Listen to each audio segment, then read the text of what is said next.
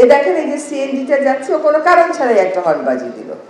এখন হর্ন বাজানো বন্ধ করতে গেলে বললে, আপনারা যারা গাড়ি চালান আপনারা বলেন যে রিক্সা আছে, সামনে রিক্সা এসে পড়ে, মানুষ এসে পড়ে, তো হর্ন না দিয়ে কি করবো? আচ্ছা বলেন, এয়ারপোর্ট রোডে রিক্সা আসে, পার্লামেন্ট ভবনের সামনে রিক্সা আসে, তো তখন কেন হর্ন বাজান? তখনও তো হর্ন বাজান। আপনি আপনার গাড়িটা যখন বাসার থেকে বের করেন, বের করার সময় একটা হর্ন বাজায় দিয়ে কাজটা শুরু করেন।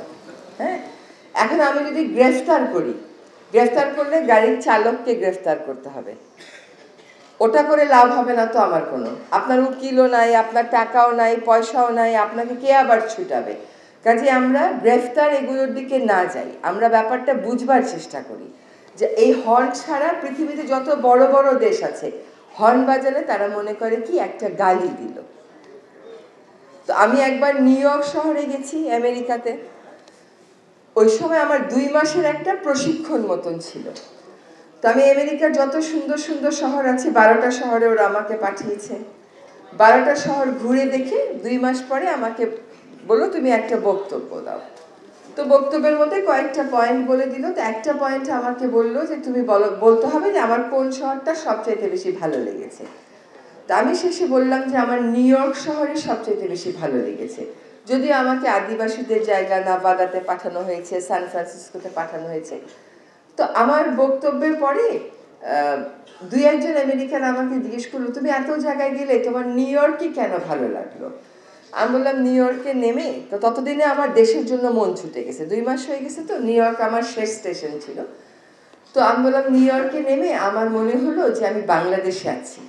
মানে এত বড় বড় দালান, রাস্তা পার হতে গেলে কষ্ট, চতুর্দিকে মানুষ, প্রচন্ড আওয়াজ, সবচেয়ে বড় কথা হলো রাস্তার মধ্যে গাড়ির হর্ন আছে। আমার কাছে মনে হলো যে আমি ঢাকা শহরে আছি। তো বললো শোনো, রাস্তায় কেন হর্ন আছে আর অন্য শহরে কেন হর্ন নাই? কারণ 70% নিউ ইয়র্কের ড্রাইভার হচ্ছে বাংলাদেশ, ইন্ডিয়া, পাকিস্তান থেকে আসছে, কাজে ওরা ওখানে গিয়েও হর্ন বাজায়। হ্যাঁ, এটা আসলে আমাদের অভ্যাসের বিষয় হয়ে গেছে। কিন্তু আপনি বিদেশে হর্ন বাজালে মানুষ মনে করবে যে আপনি অপমান করতেছেন তাকে, সে ভালো গাড়ির চালক না।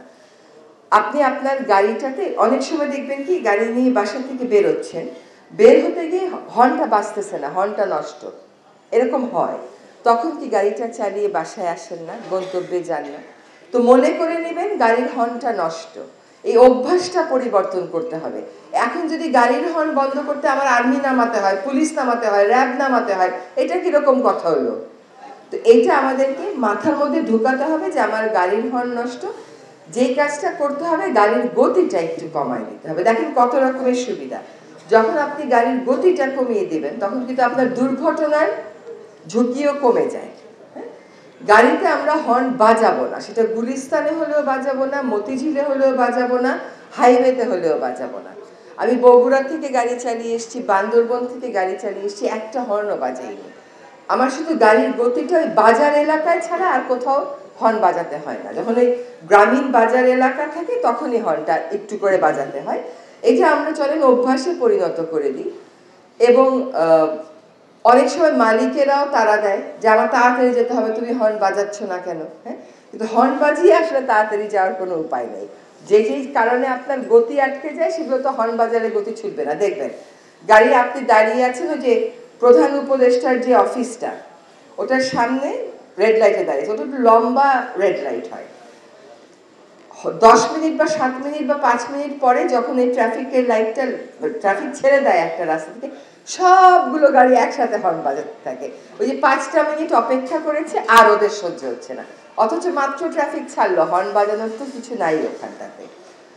আমরা দেখেন সত্যি কিন্তু এই এলাকাতে হর্নের প্রকোপটা কম। এখন আপনারা হাউস হোল্ড ধরে ধরে যদি একটা করে সচেতনতামূলক বার্তা সব বাসায় পাঠিয়ে দেন এবং সব বাসা ধরে ধরে ড্রাইভারদেরকে প্রশিক্ষণ দেন, এটা একটা বড় উত্তরণের রাস্তা হতে পারে। এবং এইখানে আমি মাসুমাকে বলবো যে মাসুমার যদিও ট্রান্সফার হয়ে গেছে, সে আরো বড় জায়গায় যাচ্ছে, বাট এই গুলশান এলাকাটাকে আমরা ড্রাইভারদের প্রশিক্ষণের মাধ্যমে, বনানীকেও প্রশিক্ষণের মাধ্যমে একটা উত্তরণের দিকে যেতে পারি। এবং এই প্রশিক্ষণটা যে আপনারা দিচ্ছেন, গুলশান সোসাইটির প্রশংসা করতে হবে 2 মিনিট, সেটা করছি। এই যে আপনারা প্রশিক্ষণটা দিচ্ছেন, এইটা আপনারা কিন্তু অন্যান্য এলাকাবাসীকেও জানাতে পারেন, খিলগাতেও জানাতে পারেন, ধানমন্ডিতেও জানাতে পারেন, লালমাটিয়াতেও জানাতে পারেন। এটা মাসুমা একটু নোট নিয়ে নেন যে ঢাকা শহরের যে বিভিন্ন নেইবারহুড আছে তাদের প্রত্যেকেরই সোসাইটি আছে। আপনি সোসাইটিগুলোর একটা লিস্ট করে ফেলেন, কন্ট্যাক্ট পারসন এবং ফোন নাম্বার সহ, এবং প্রত্যেকেই যদি এরকম আয়োজন করে তাহলে আমরা তাদেরকে অবশ্যই সেখানে সাহায্য করব। এবং একই সাথে আমরা বিআরটিকেও বলতে হবে যে তারাও এই প্রশিক্ষণের আয়োজন করবে।